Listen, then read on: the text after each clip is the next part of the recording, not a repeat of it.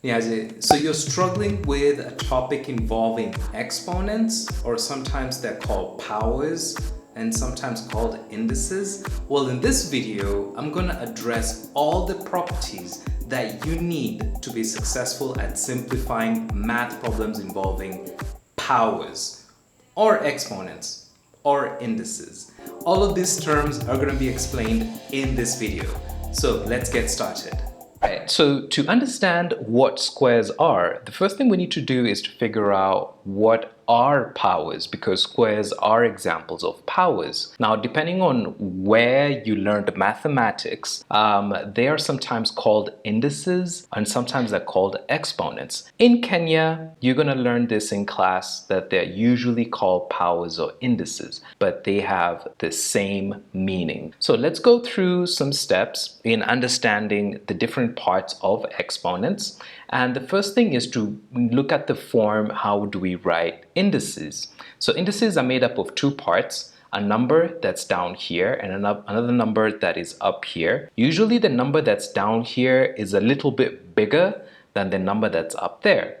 And they have specific names. So the big number down here, it's called a base. And the number up there is what we call the power or the index or the exponent. So this concept of powers is really common in mathematics. The idea behind it is we want to figure out a way to write multiplication, and that's what powers are. They're just a quick way of writing multiplication, and we can show this. A to the power of b is the same as multiplying a times a several times, and that's a lot of writing, that's a lot of multiplication involving the letter A. So what mathematicians do, they want to figure out a way to make this writing a little bit shorter. And the quick way or the short way of writing all this multiplication is by using powers. So if you are multiplying a b times, the short way of writing all of that multiplication is just writing the letter A, which is the letter that's repeating, and b is the number of times that you're multiplying a. Now, having gone through sort of this background, powers, how do they come about? Let's look at the different properties. So the first property that we're going to look at here is when you want to multiply those powers. So if you have a to the power of m times a to the power of n, what you need to do is just add the exponents. The one requirement is the two bases must be the same. So in this case, if you have a and a, you can add the exponents. But if you had a and b, you cannot add the exponents. Another important property is when you want to divide the exponents. So if you have like a quotient like this, all you gotta do is just subtract the exponents. The one requirement is the bases must be the same. So in this case, the base here in the numerator is a, and the base in the denominator is also a. Another important property is when you raise an exponent to another exponent, raising a power to another power. So in this case, we have a to the power of m, it's inside parentheses, raised to another power n. So in this case, all you gotta do is just multiply m times n. So this is pretty intuitive. Raising a power to a power means that you're repeating that term that's inside the parentheses. So in this case, we're repeating a to the power of m n times.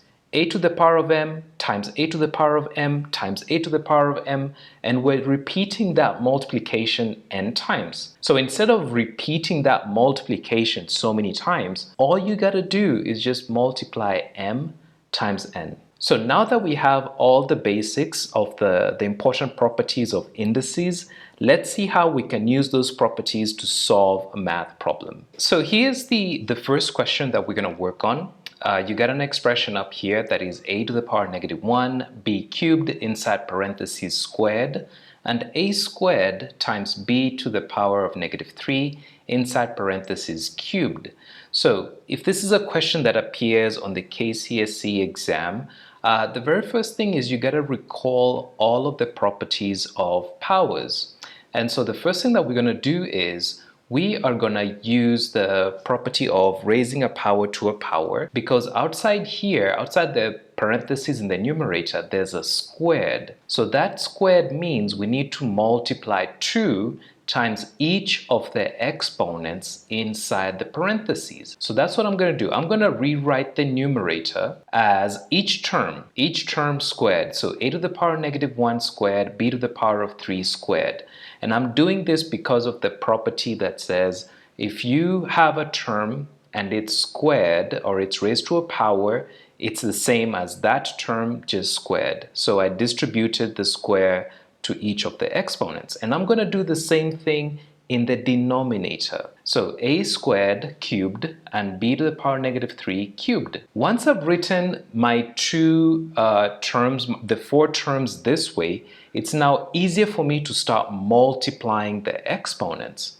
So I'm going to multiply negative 1 times positive 2 is a negative 2, and then 3 times 2 is 6, and a to the power of 6 in the denominator, and then the other term is going to be b to the power negative 9, because negative 3 times a positive 3, you get a negative number. I don't have any other exponents raised to exponents, so what I'm going to do now is I'm going to look at the bases that are the same. So here I see an A and another A, and since I'm dividing, I can subtract the exponents. When you're dividing exponents, you can subtract them if they have the same base.